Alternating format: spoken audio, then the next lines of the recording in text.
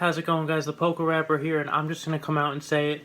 Stunfisk is a bad boy. Regular Stunfisk, Galarian Stunfisk, they are both bad boys. Season 2, I pretty much got in top 500 because of regular Stunfisk. Then Galarian Stunfisk came around Season 3, and I was like, his typing, his moveset, he is so good. And now, having a team that loses to regular Stunfisk, I'm like, I want to use him again, and I've been using him, and now he's still really good. So, I have nothing else to say. I'm going to jump right into these battles right now, and let's just see how much Stunfisk can take over. Now, at one point, I was 18-2 with this team. I have lost some since, and then I've gone pretty much 8-2, 9-1, stuff like that with this team. Definitely gets hurt by grass types significantly, but if you can avoid them for the most part, you will be okay. So here we see a Ludicolo lead, which is pretty bad for us, I would say. Just having that grass typing. So we go into our Scarm, they go into Galarian Stunfisk, and now it doesn't look like we're in the best spot. Let's see if we could pull out of this one. We do get off a Flash Cannon, which does some good damage. What's nice about the Galarian Stunfisk Skarmory matchup when you're on the losing end of that, having Skarm, is that even though they get to farm up a lot of energy, their quick moves do really nothing, so they will get some extra energy on you, but their Mud Slaps won't do anything. So here, we take the Rock Slide, we let that get knocked out, and now we're going into regular Stunfisk. We got Stunfisk Brothers battle. We blocked out Earthquake. Luckily, they didn't fool us with a Rock Slide, and it looks like we're getting a little greedy trying to farm up because they're not going to try to bait us with a Rock Slide. Hopefully, they're going for straight Earthquake, and now it looks like they're definitely going for Earthquake because they have invested a shield into this boy. It is Earthquake, and now I'm thinking we could probably farm it down, right? But they switch into Ludicolo. And this isn't terrible for us because Discharge is a neutral damage. And we're going to be able to get another one off, so maybe we've flipped losing lead around a little bit, and instead of switching to a Azumarill, which I thought was going to do, they decided not to use that shield, and they come out with a Victini as their last Pokemon. Interesting pick. Haven't seen too many Victinis.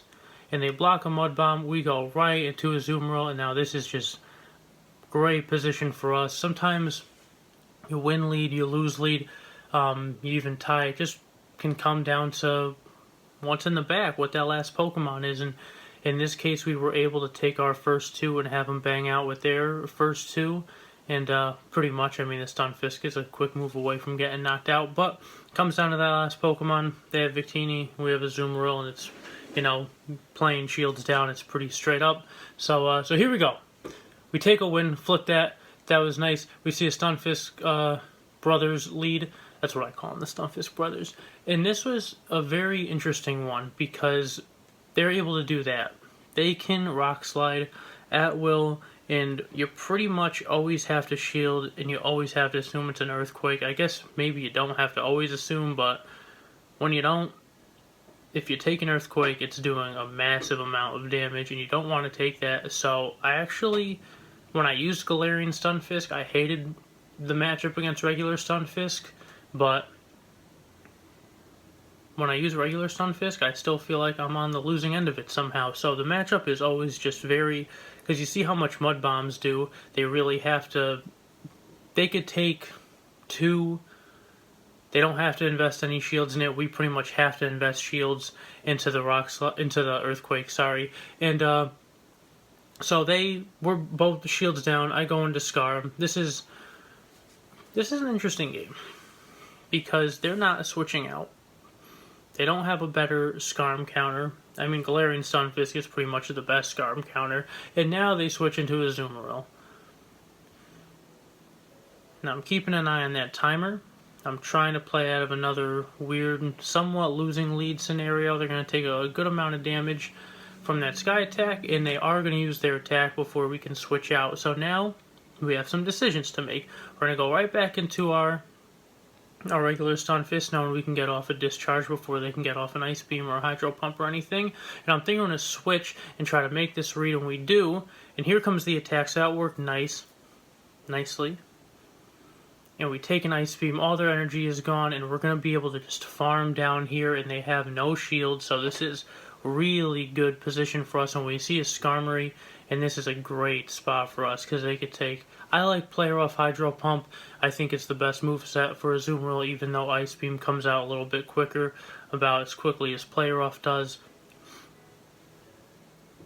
And it has some good type coverages, but I'm still a Hydro Pump Player Off kind of guy for this meta. So we're just going to Player Off here, knowing that that's going to take it out. We don't have to waste extra energy.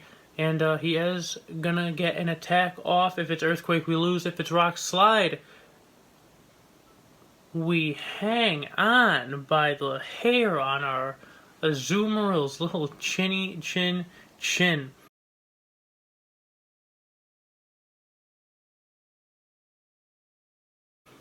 Two extremely close games. Hopefully we can get some not as close games out of this set. I forget what rank this is. I think this is rank 5, so things are getting a little heated now. We see an Altaria lead. Now, I like Altaria leads. Dragon Breath does a ton of damage to us, but aside from that, this is a winning scenario if we can shield the Dragon Pulse. So, knowing that we got a second discharge up, that is definitely enough energy for them to farm to get off a Dragon Pulse. If they bait us with a Sky Attack, then if we shield it, then if they hit us with Dragon Pulse, we're in a bad spot. But this is now the winning scenario for us. We've successfully blocked the Dragon Pulse. Now they're going to have to waste a shield if they want to keep this thing alive. And they do. And we're going to be able to get off another one right here. It looks like they're going to go for another Dragon Pulse, not opting the Sky Attack. And they're going to block it. And we're going to switch out to Skarm right before they get the attack off. There is nothing better than a successful switch. And now, even though we just locked ourselves in and they could counter us, their shields are gone. So, being up a shield and having such a heavy attacker in Skarmory, I'm really not too worried about it. And we still have Stun It in the back. And right here, he's trying to bait out the last shield, but it's not going to work. We don't really care if Skarm goes down, and now we could go Azumarill, farm this thing down, get up a ton of energy. Even if we take a Shadow Ball. We don't take anything, no Bone Club, no Shadow Ball. This is great for us. We see an Azumarill here. And now we are in an Azumarill mirror match. We are up a shield, and we have Player Off. So, and we have a Discharger in the back with Stunfisk, super effective. So, no reason to not block this, right? Just have to be careful that switch if they try to do it, and they actually use Hydro Pump, so that's even better for us, knowing they have Ice Beam, Hydro Pump. There's another Player Off. And we actually get to another Player Off before they can get to Hydro Pump. That is one serious problem having Ice Beam, Hydro Pump, is the Azumarill mirror match. And it looks like our opponent has given up. So we take 3-0. Again, I do like the Altaria lead match with regular Stunfisk. If you shield the Dragon Pulse, you're in a good spot. So we see a Clefable lead now. Game 4. I literally have like 4 videos of just this team. I think this was the same team that got me top 500. Exactly the same team, except maybe it was Ice Beam, Hydro Pump. I have a lot of videos currently now, Season 4 of this team, though, because it's just been going on such a tear. So, this Clefable lead match is pretty good for us, just because we get a lot of Mud Bombs off, and even though that Tom, does a ton of damage, and we do waste a shield on the Meteor Mash, that would be not very effective against an Electric type. They opt not to use their last shield. And now we have an interesting decision to make. We have Azumarill versus Swampert. Swampert is pretty squishy, but it gets off Sludge Wave very quickly. So now we have to try to make some plays here. Gets off Hydro Pump quickly. I'm going to try to swap out right there and catch the Sludge Wave. That would do nothing to Skarmory, as Poison doesn't affect Steel types, but he Doesn't do anything, doesn't hydro cannon, he just doesn't attack, keeps all that wonderful energy, and swaps out into his own Skarmory. So having a shield up, this is a pretty bad spot for us. But if we can get him to bait the shield out, because we can take a Sludge Wave on a Azumarill. We can take one. If we do that, we can get a Hydro Pump off, and because Swampert is so squishy, we can still potentially win this game. So if they use a shield here, I think we win. If they don't, then we are definitely in some deep doo-doo. Then we gotta even try it harder. But they don't, so we're seeing them use some energy here. Hydro Cannon will knock us out. Now we have to play this very intricately. We come out with a play rough. Hydro Pump would knock it out, so that does kind of give them the shield game. And they are going to opt to shield it, so now, in seeing how much we're doing with Bubble, we might not have to hit him with Hydro Pump. We take a Sludge Wave, it does a huge amount of damage, but Play Rough might be able to knock out this Swampert. If it does, then another very close one that we're able to pull through, and it does knock it out. So, these games are intense, bro. 4-0, rank 5. Will we get to rank 6 at the end of this? Another Altaria lead. Beautiful, shiny Altaria. And let's see if this is going to go the same way. I forget how these all play out. I've been battling so much and using older footage that I've recorded. But I have a ton of footage for you guys to show you. So, expect a lot more videos. So they take one discharge. They take a second discharge. We've seen no attack yet, and now I'm assuming it's Dragon Pulse. And it is. Alright, so if it's Sky Attack, then the next Dragon Pulse would do a lot of damage, but they just used a lot of energy, so we know if they're going for another Dragon Pulse, it's going to take a while. We farm up a little bit extra, and they just take the discharge and get knocked out. I'm okay with that. Now we are down a shield, but we charge up energy so quickly, we're able to put a lot of pressure on this Azumarill. That just did 40% of its health right there, and we get another one off. So this is a pretty winning position for us, I think. We are going to get a shield out of them.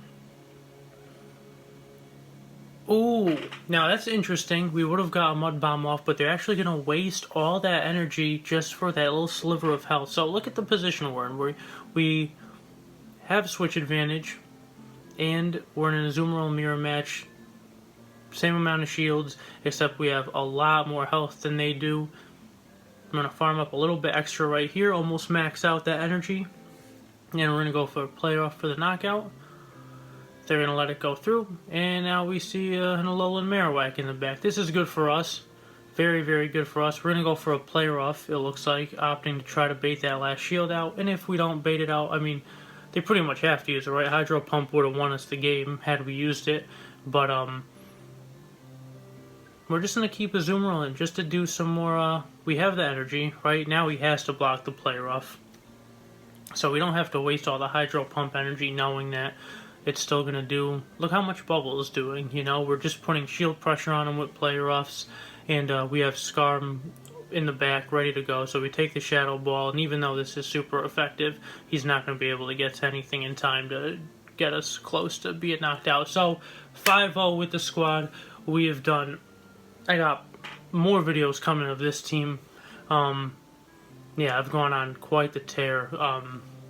This set started out an 18-2 run with this team. Again, we saw one Ludicolo, not too much grass.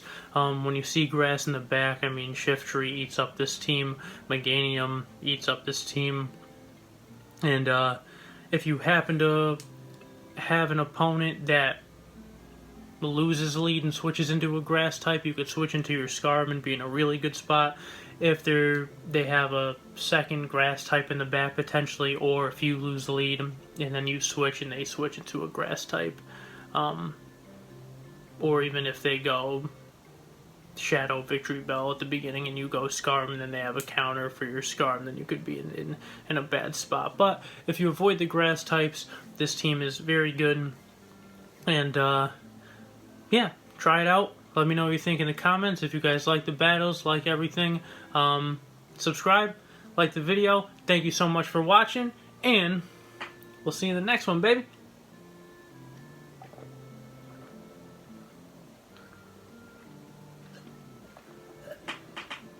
You gotta stay hydrated.